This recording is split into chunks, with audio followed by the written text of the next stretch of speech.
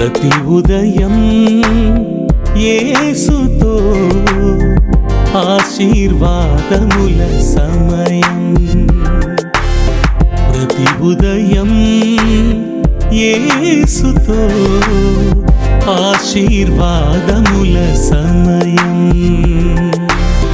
రోజుకు సరిపడ జీవాహారం, రోజుకు సరిపడ జీవాహారం, ప్రతి స్థితిలోను సగు విజయం, ప్రతి స్థితిలోను సగు విజయం. ప్రతి ఉదయం యేసుతో ఆశీర్వాదముల సమయం. షలోం. ప్రభునందు ప్రేమైన వారలారా, మరి ఒక అద్భుతమైనటువంటి ఉదయకాలన మహాద్భుతమైనటువంటి దేవుని మాటలు ధ్యానించడానికి మిమ్మల్ని ఆహ్వానిస్తూ ప్రభునామంలో మీకు శుభాలు తెలియజేసుకొంచున్నాను. ఇది నా కీర్తనల గ్రంథం గురించి కొంచెం తెలుసుకుని అందులో ఉన్నటువంటి ఒక ప్రస్ఫుటమైనటువంటి చక్కని మాటను గురించినటువంటి భావాలు మనం అర్థం చేసుకునే ప్రయత్నం చేద్దాం. The book of Psalms is a wonderful collection of songs which have been mostly written in praise of the Almighty God. పరిశుద్ధులైనటువంటి సర్వశక్తిమంతుల దేవుని స్తుతించుటకు అనేక గీతముల యొక్క కలయిక ఈ యొక్క కీర్తనల గ్రంథం. అందుకే కీర్తనలు అని దానికి పేరు. 150 కీర్తనలు ఉన్నటువంటి ఈ గ్రంథంలో దావీదు దాదాపుగా 73 కీర్తనలు రాశాడు. అలాగే మరో 12 కూడా తానే రాసి ఉంటాడు అని బైబిల్ పండితుల యొక్క గమనిక. అలాగే దావీదు యొక్క వర్షిప్ లీడర్ అంటే స్తుతిగాన బృందానికి నాయకుడిగా ఉన్నటువంటి ఆసాపు తన కుమారుడు కలిసి ఒక 12 కీర్తనలు రచించారు. అలాగే లేవీయుడైనటువంటి కోరాహు తన కుమారులు మరో 11 కీర్తనలు రాశారు. తెలియనటువంటి వారు, అజ్ఞాతంలో ఉన్నటువంటి వారు అంటే అనామకులుగా ఉన్నటువంటి వారు ఒక 50 కీర్తనలు రాశారు. అది ఎవరు రాశారన్నది తెలియలేదు. అలాగే సొలొమోన్ 2 రాశాడు, మోషే 1 రాశాడు, మరి ఏతాను కూడా 1 రాసినట్టుగా మనం చూస్తాం. ఈ 150 కీర్తనల గ్రంథంలో అతి పెద్ద కీర్తన ఏంటంటే 119. The longest chapter or the longest psalm in the entire collection of this 150 psalms is psalm 119. It has 176 verses. 176 వచనాలు మనకి ఇందులో కనిపిస్తాయి. అలాగే ద షార్టెస్ట్ సామ్ ఇస్ 117. 117వ కీర్తన అన్నిటికంటే అతి చిన్నదిగా మనకు కనిపిస్తుంది. కేవలం 2 వచనాలు మనకు అందులో కనిపిస్తాయి. అయితే ఈ కీర్తనల గ్రంథంలో నుంచి 119వ కీర్తన ఎవరు రాశారనేది ఇంకా స్పష్టంగా తెలియదు. ఎందుకంటే కొంతమంది బైబిల్ పండితులు అంటారు బహుశా ఎజ్రా రాసుంటాడు, ప్రవక్త అయినటువంటి ఎజ్రా రాసుంటాడు అని. మరికొందరు దానియేలు రాసుండొచ్చేమో అని అభిప్రాయపడ్డారు. అలాగే మరికొందరేమో ఎక్కువ శాతం మంది దావీదే రాసుంటాడు అని అభిప్రాయపడ్డారు. మొత్తానికి ఎవరు రాసినప్పటికీ కూడా ఈ రాసినటువంటి వ్యక్తి తన జీవితంలో అనేకమైనటువంటి శ్రమలు అనుభవించినట్టుగా ఆ శ్రమలను బట్టి దేవుని వాక్యానికి కట్టుబడి ఉండేటువంటి వారికి కలిగేటువంటి శ్రమలు ఏ విధంగా ఉంటాయని వర్ణిస్తూ రాశాడని ఇందులో మనకు అర్థమవుతుంది. చూడండి, whoever must have written this chapter is definitely a person who has undergone lot of trials and tribulations in his life, and he also very clearly mentions that those who follow the laws and commandments of God are put to test by having to undergo such tribulations in their life. దాదాపుగా ప్రతి వాక్యంలో కూడా మనకు దేవుని యొక్క ధర్మశాస్త్రము, ఆజ్ఞలు, కట్టడలు, అలాగే న్యాయ విధులు, శాసనములు, ఇలాగా రకరకాల దేవుని మాటలకు ప్రత్యామ్నాయ పదాలు కనిపిస్తాయి. We see lot of alternate words for God's commandments, laws, precepts, statutes, etc. in the entire chapter. అధ్యాయం అంతా కూడా మనకు ఎక్కువగా దేవుని మాటకు సంబంధించినటువంటి ప్రాముఖ్యమైనటువంటి వాక్యాలు మనకు కనిపిస్తాయి. దేవుని మాటకు ప్రాధాన్యత ఇచ్చేటువంటి వాక్యాలు మనకు కనిపిస్తాయి. దేవుని స్వభావం అనేది తన వాక్యము ద్వారా ప్రతిబింబించబడేటువంటి ఒక అద్భుతమైనటువంటి అధ్యాయంగా మనం చూస్తాం. చూడండి, ప్రారంభంలోనే the way he starts off in psalms 119, కీర్తనలు 119 ప్రారంభంలోనే మనం చూసినప్పుడు 1-3 వచనాల్లో యెహోవా ధర్మశాస్త్రమును అనుసరించి నిర్దోషముగా నడుచుకుని వారు ధన్యులు, ఆయన శాసనములను గైకొనుచు పూర్ణ హృదయంతో ఆయనను వెదకువారు ధన్యులు, వారు ఆయన మార్గంలో నడుచుకొనుచు ఏ పాపము చేయరు. Blessed are those whose way is blameless, who walk in the law of the Lord. Blessed are those who keep his testimonies, who seek him with their whole heart, who also do not wrong who also do no wrong but walk in his ways అనేటువంటి మాట మనం ఇంగ్లీష్లో చూస్తాం. చూడండి, దేవుని శాసనములు అనుసరించేటువంటి వారు ఏ పాపము చేయరు. ఆయన ఆజ్ఞలను అనుసరించి ఆయన మాటలకి కట్టుబడి జీవించేటువంటి వారి జీవితంలో పాపం ఉండదు. ఎందుకు ఈ దినాన మనం ఆలోచన చేసినట్లయితే చాలామంది జీవితంలో ఎందుకు పాపం ఉంటుందంటే వాక్యం వినడం లేదని కాదు, బైబిల్ చదవడం లేదని కాదు, మందిరానికి వెళ్ళడం లేదని కాదు, ఇవన్నీ చేస్తున్నప్పటికీ కూడా వాక్యానుసారంగా బ్రతికే ప్రయత్నం చేయడం లేదు. The words that we listen to either in the church or read from the Bible are not impacting our lives because we do not follow those words in our lives. ఆయన వాక్యాలు కేవలం విని కాసేపు ధ్యానిస్తూ అయ్యో ఇంత చక్కగా రాశారు కదా, నిజమే కదా అని ఆ సమయానికి మాత్రము ఏదో కాస్త వైరాగ్యం కలిగి కాసేపు దేవుని మాటలు ధ్యానించే వారంగా ఉంటాం. కానీ దాని జీవితంలో అనుభవించుకుంటూ అన్వయించుకుంటూ వాక్యానుసారంగా బ్రతకం కనుకనే పాపం అనేక మార్లు జీవితంలోనికి వస్తున్నట్టుగా మనం చూస్తాం. చూడండి, ఒక చాలా విచిత్రమైనటువంటి వచనం ఇందులో మనకు కనిపిస్తుంది. A very strange verse is there in this particular chapter. కీర్తనలు 119లో 71వ వచనం, in verse 71, నేను నీ కట్టడలను నేర్చుకొనున్నట్లు శ్రమనొందియుట నాకు మేలు. విచిత్రమైనటువంటి మాట. నేను నీ ఆజ్ఞలు లేకపోతే నీ శాసనములు లేకపోతే నీ కట్టడాలు నేర్చుకున్నట్లు శ్రమయుంది ఉండుట మేలు అనేటువంటి మాట, నాకు మేలు అనేటువంటి మాట చూస్తాం. In English we see that it is good for me that I was afflicted that I might learn your statutes. What a strange verse. Does God really want us to be afflicted so that we learn his ways? మనం నిజంగా శ్రమ పొందినట్లయితేనే దేవుని వాక్యం నేర్చుకుంటామనేది దేవుని ఉద్దేశమా అని చూసినట్లయితే కొన్నిసార్లు నిజమైనట్టుగా మనం చూస్తాం. అనేక మార్లు బైబిల్ గ్రంథంలో అనేక మంది జీవితాల్లో మనం చూసినట్లయితే చాలామంది మనుషుల చేత హింసించబడి శ్రమలు అందారు. మరికొంతమంది దేవుని చేతనే శ్రమల పాలగునట్లు దేవుడు అనుగ్రహించినట్టుగా మనం చూస్తాం. వాట్ ఎవర్ హెస్ హ్యాపెండ్, దేవుని చిత్తం లేకుండా ఏది జరగలేదు. Men sometimes have put men into tribulation. In the book of Bible we see in the lives of many people.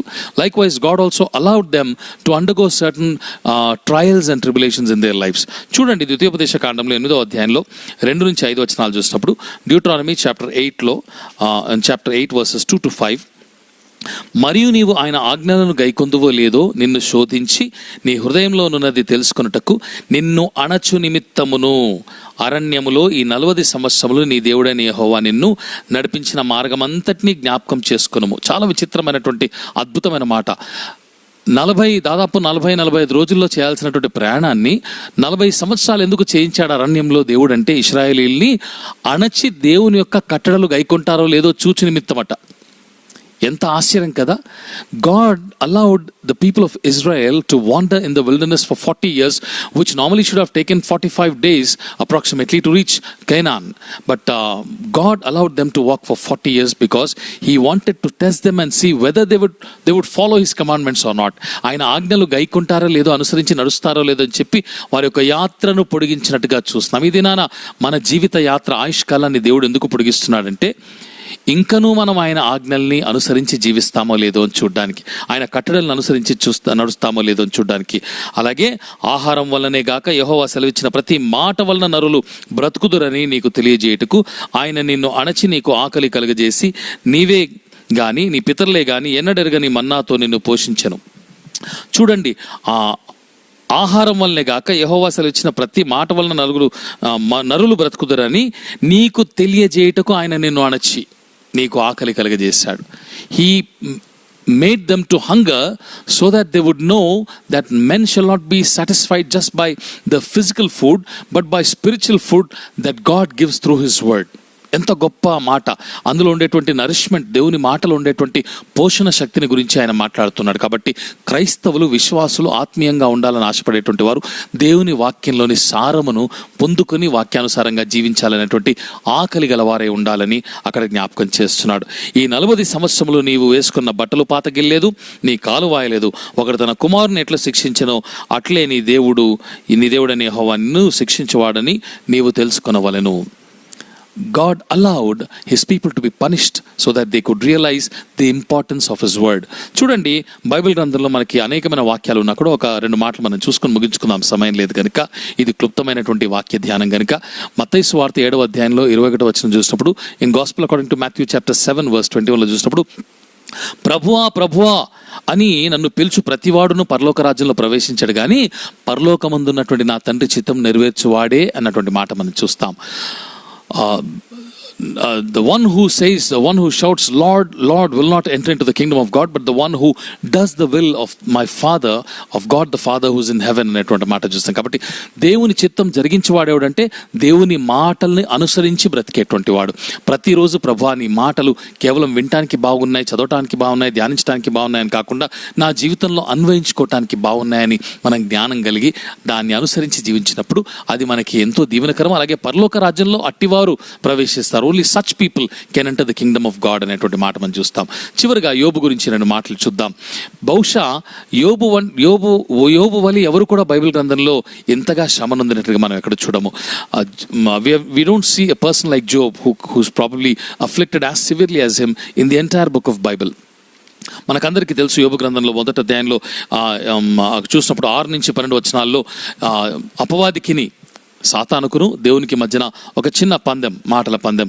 యోబు నీతిమంతుడు, యథార్థవంతుడు, అతని గురించి ఆలోచించావంటే ఏం యథార్థవంతుడు, అతనుకున్న సమస్తాన్ని కొడితే అతను దూషిస్తాడని చెప్పి సాతాను ఒక ఛాలెంజ్ చేస్తాడు.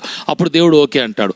సాతాను వెళ్ళి అతను మొత్తినప్పుడు 13-19 వచనాల్లో చూసినప్పుడు అతనుకున్న సమస్తాన్ని, తన పిల్లల్ని, తన యొక్క కోడళ్ళని, అల్లులను, కుమారులను, కుమార్తెలను, పశు సంపదను, దాసులను, దాసరాండ్రను, తనకున్నటువంటి ఆస్తుపాస్తులు అన్నీ కూడా సర్వనాశనం ఒకదాని వెనుక ఒకటి అయిపోయినట్టుగా చూస్తాం. అవన్నీ కూడా పోయినప్పుడు యోబు 20-22 వచనాలను చూసినప్పుడు అతను ఎంతో దుఃఖముతో లేచి తన వస్త్రాలు చింపుకొని గోనె పట్టు కట్టుకొని బూడిదలో కూర్చొని యెహోవా ఇచ్చిన యెహోవా తీసుకున్నాను, యెహోవాకే మహిమ కలుగును గాక అనేటువంటి మాట పలికినట్టుగా చూస్తాం. అలాగే 22వ వచనం చూసినప్పుడు నేను verse 22 he says, ఈ సంగతులలో ఏ విషయమందును యోబు ఏ పాపమును చేయలేదు, దేవుడు అన్యాయము చేసినని చెప్పలేదు. చూడండి, దేవుని వలన సాతానుకి అతనికి కలిగినటువంటి ఒక చిన్న ఒప్పందంలో షరతులో యోబు ఎంతగానో నష్టపోయినప్పటికీ కూడా దేవుణ్ణి కనీసం దూషించలేదు, ఆయన్ని తప్పుపట్టలేదు, దేవుడు అన్యాయస్తుడు అని చెప్పి ఒక మాట కూడా అనకుండా ఏ విషయంలో కూడా పాపము చేయని వాడిగా ఉండినట్టుగా చూస్తుంటున్నాం. అంతగా శ్రమనుందినా కూడా. అంత మాత్రమే కాదు, సెకండ్ టైం మళ్ళీ సాతాను వెళ్ళి దేవునితో అంటాడు, తన ప్రాణం ఇంకా ఉంది కాబట్టి నేను దూషించట్లేదు, ఒక్కసారి తన ప్రాణానికి హానికరమైనటువంటి ఏదైనా కలగజేస్తే అప్పుడు ఖచ్చితంగా నేను దూషిస్తాడంటే దేవుడు అంటాడు, ఓకే అతను నీ వశంలో ఉన్నాడు కానీ తన ప్రాణం మాత్రం నీకు ఇవ్వడానికి అధికారం నీకు లేదంటాడు. అప్పుడు సాతాను వెళ్ళి అతను మళ్ళా మొత్తగా యోబుకి అరికాలు మొదలుకొని నడినెత్తి వరకు కూడా భయంకరమైనటువంటి కురుపులతో అతను బాధపడతాడు, మొత్తపడతాడు. In the second instance, Satan goes and once again strikes him and he is hit with terrible sores from head till toe and he suffers with that. అప్పుడు ఒక చిల్లపెంకు తీసుకొని గోక్కుంటూ గోను పట్టు కట్టుకొని బురదలో కూర్చుంటాడు. He takes a piece of broken pottery and keeps scratching his itching sores and sits in ashes wearing a sackcloth. అప్పుడు తన భార్య వచ్చి అంటుంది, ఇంకా నీవు యథార్థత వీడకుందువా, నీ దేవుణ్ణి దూషించి చచ్చిపోయి ఇంత జరిగిపోయింది, నీ ఆరోగ్యం కూడా పాడైపోయింది, ఇంకెందుకు నీ బ్రతుకు నీ దేవుణ్ణి దూషించి చచ్చిపో అని చెప్పినప్పుడు అతను ఒక గొప్ప మాట అంటాడు, మూర్ఖురాలు మాట్లాడినట్టుగా నువ్వు మాట్లాడుతున్నావు, you speak like a foolish woman, మూర్ఖురాలు లాగా నువ్వు మాట్లాడుతున్నావు, దేవుని వలన మనము మేలు మాత్రమే అనుభవింతుమా, కీడు అనుభవింప తగదా. గొప్ప మాట చూడండి, దేవుని వలన మేలు మాత్రమే మనం అనుభవింతుమా, కీడు అనుభవింప తగదా. Shall we enjoy only good things from God? Are we not entitled to also experience such bad things in our lives because of God? Who can say such a thing? ఎవరు అనగలరాటువంటి మాట. కాబట్టి శ్రమలలో కూడా అందుకే దావీదు అన్నటువంటి మాట, దావీదు రాశారు, ఎవరు రాశారు మొత్తానికి కానీ, కీర్తనలు 119:71 అన్నటువంటి మాట, నేను నీ కట్టడలను నేర్చుకున్నట్లు శ్రమనొంది ఉండట నాకు మేలు. It is good for me that I was afflicted, that I might learn your statutes. యోబు అందుకే అక్కడ 2వ అధ్యాయంలో కూడా మనం చూసినప్పుడు అతడు 10వ వచనం చూసినప్పుడు ఈ సంగతులలో ఏ విషయమందైనను యోబు నోటి మాటతోనైనను పాపము చేయలేదు అన్న మాట రాశాడు. He did not sin even with his mouth. That was the integrity of Job.